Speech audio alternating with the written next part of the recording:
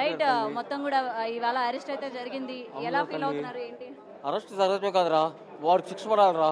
నా బిడ్డ మోసపోయినట్టుగా మేము తల్లిదండ్రులు మేము సోమవారం ఇచ్చేట్టుగా మళ్ళీ ఏ బిడ్డలు వీళ్ళు మోసపోకూడదు, ఏ తల్లిదండ్రులు వీళ్ళు కూడా బాధపడకూడదు.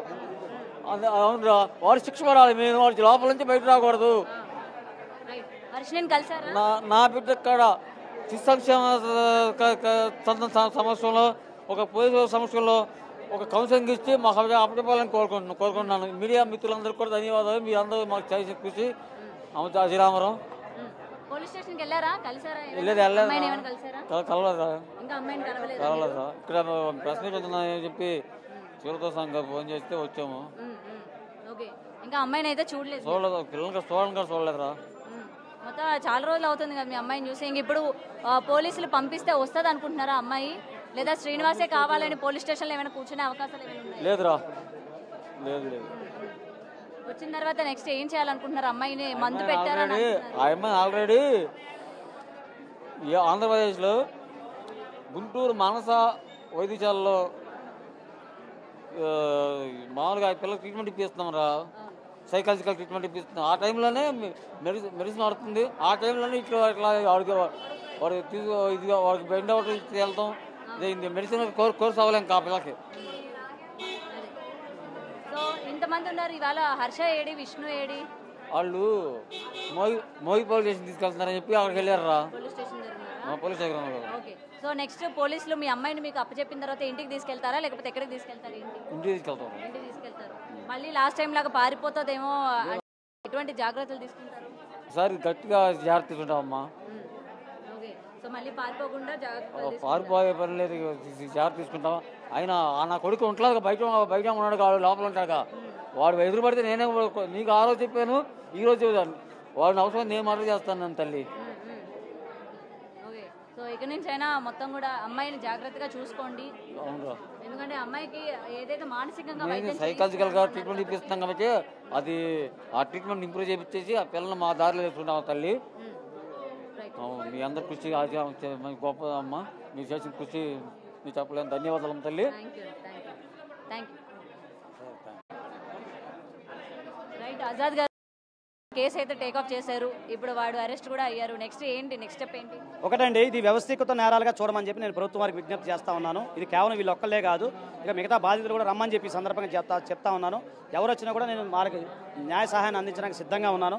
సో ఇప్పుడు ఆర్డర్ కాపీ ఏదైతే ఉందో అది దేవుడి దగ్గర వచ్చిన తర్వాత మీ అందరికి సబ్మిట్ చేస్తాను. ఇదే కాకుండా ముఖ్యంగా చెప్తా ఉన్నాను, ఎవరైనా సరే తాడిత పీడిత ప్రజానీకం కోసం ఈ ఆజాద్ ఎప్పుడు కూడా అన్యాయం ఎక్కడైతే జరిగిందో మేము పోరాడుతూనే ఉన్నాం. ఇప్పుడు కాదు, స్టూడెంట్ మూవ్మెంట్ నుంచి కూడా ఖచ్చితంగా మీ అందరూ సహాయ సహకారాలు ఖచ్చితంగా ముందుకెళ్తాము. ఏదన్నా ఉన్నా కూడా మా దగ్గర తీసుకురావచ్చు.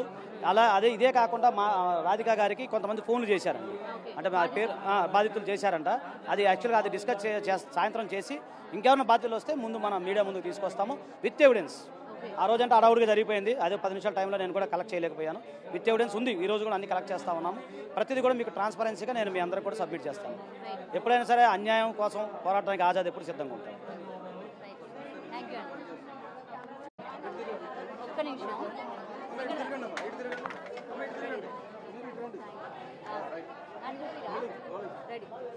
అమ్మ, వర్షిని అంటే ఫైనల్ గా శ్రీనివాస్ని అయితే అరెస్ట్ చేస్తున్నారు. సో వర్షినితో మాట్లాడారా అండి? అరెస్ట్ ని మీరు ఏ విధంగా చూస్తారు? అరెస్ట్ నేను హ్యాపీగా అంగీకరిస్తున్నానండి. మేము ఈ రోజు పడిన బాధ పోలీస్ కమిషనర్ వారు, మీడియా మిత్రులు, సౌరుద్ర స్వామి గారు, జోగినీలు అందరూ మా బాధ చూడలేకపోయారండి. నా పిల్లల్ని సేఫ్గా తీసుకురావాలని అందరూ మాకు రక్షణగా నిలిచినందుకు అందరికీ మా హృదయపూర్వక ధన్యవాదాలండి. వర్షినితో ఏమైనా ఫోన్లో మాట్లాడడం కానీ, పోలీసులు మీ చేత మాట్లాడించడం కానీ ఏమైనా చేశారమ్మా ఈ గ్యాప్లో? చేయలేదండి. ఫోన్ చేయలేదు. ఆమె రెండోసారి నా దగ్గరికి వస్తే తల్లిదండ్రుల బంధం అందరి బంధం తెంపేసేస్తాను, ఎవరితో మాట్లాడను, ఏకంగా నా సొంతం చేసుకుంటాను అని మమ్మల్ని బెదిరిస్తుందండి. అంటే మీతో అసలు మాట్లాడనివ్వదంటండి. ఎవరు? శ్రీనివాస్ అన్నాడా? శ్రీనివాస్ అన్నాడండి. శ్రీనివాస్ జైల్లో ఉన్నాడు కదా, వాడికి ఇంకా ఉరిశిక్ష పడాలండి. నా కూతురే కాకుండా ఇంకా చాలా మంది ఆ రాధిక నామంగా చూస్తే నాకు ముఖం చాలా వేసిందండి. ఆ పిల్లని ఇంకా ఇంకా 4-5 ఉండాలండి. ఇలాంటి ఆడవాళ్ళు మోసపోకుండా ఈ సమాజానికి పట్టిన చీడ పురుగుని ఎన్కౌంటర్ చేసి చంపాలని నేను అనుకుంటున్నాను. కానీ ఇక్కడ ఒకటమ్మా, స్టార్టింగ్ నుంచి కూడా తప్పు మీదే అంటున్నారు. ఎందుకంటే వాడిని ఎవరైనా మనిషిని చూస్తేనే భయంకరంగా ఉన్నాడు, దూరం నుంచి దగ్గరికి వెళ్ళడానికి కూడా ఇష్టపడలేదు. అలాంటి వ్యక్తిని ఇంటికి తీసుకొచ్చి పెట్టుకున్నారు కాబట్టి ఇవాళ మీరు ఇలాంటి లెసన్ నుంచి ఏం నేర్చుకున్నారు? ఇలాంటి వాళ్ళని ఇంటికి తీసుకురావడం ముందు మీదే తప్పంటారు. మాతాంగి అని ఒక మాతాంగి వేషంలో వచ్చిందండి. నరరూప రాక్షసుడు మేము అనుకోలేదండి. మాతాంగి అని మేము పూజ చేయడం జరిగిందండి. సనాతన ముసుగులో మమ్మల్ని మోసం చేసిన దొంగ అఘోరిని ఉరిశిక్ష పడాలని నేను కోరుకుంటాను. అంటే దొంగ అఘోరండి, అది మాతాంగి వేషంలో వచ్చాడండి. మేము పూజలు చేసి ఆడపిల్లని ఏం చేసేద్దాం అనుకున్నాం, కానీ దరిద్రుడు అంత పిచ్చుండేవాడు డైరెక్టర్గా వాళ్ళ అమ్మాయిలు చెప్పి పెళ్లి చేసుకోవాలండి. ఇట్లా ఆడవాళ్ళు మోసం చేయటం ఏంటండి? ఆడపిల్లల్ని 23 సంవత్సరాలు పెంచుకున్న పిల్లని ఇట్లా తీసుకెళ్ళిపోయి తల్లిదండ్రుల సంబంధం లేకుండా చేసి ఎక్కడెక్కడో పెట్టి ఏమేమో చేపిస్తే మా బాధ ఎంతగా ఉండిద్దండి. మీరు చెప్పండి అండి. అది అయితే ఆ పిల్లని తీసుకెళ్ళడానికి మీకు 3 కోట్లు ఇచ్చారు, అందుకే మీ అంగీకారంతోనే తను తీసుకుపోయాడు అనేది అంటూ ఉన్నారు. మాకు ఎటువంటి రూపాయలు లేదు, ప్రూఫ్స్ ఉండవు, చూపిమనండి. మేము ఎటువంటి రూపాయలు మేము ఎరగమండి. ఆమెకే మేము 48,000 అప్పు ఎదురు పెట్టామండి. మరి మీరు కాలేజ్ ఫీజు కట్టినప్పుడు ఎందుకని అడగలేదమ్మా? వర్షినికి నువ్వు ఎందుకు కడుతున్నావు? మేము కన్నాం కదా, మేము పోషించుకుంటాం కదా, మేము కట్టుకుంటామని మీరు ఎందుకు ఆ రోజు? నేను అడిగానండి. నాకు డాక్టర్ లక్ష రూపాయలు వచ్చినాయండి. నా ₹1,00,000 30,000 నాకు ఈ సంశయం కాదు, మేము కట్టుకుంటామంటే మీ ఇంట్లో కొన్నాక మీరు ఆతిథ్యం ఇచ్చారు, మీకు గిఫ్ట్ అందండి. సరే ప్రేమతో ఇస్తుందని మేము అనుకున్నాం కండి.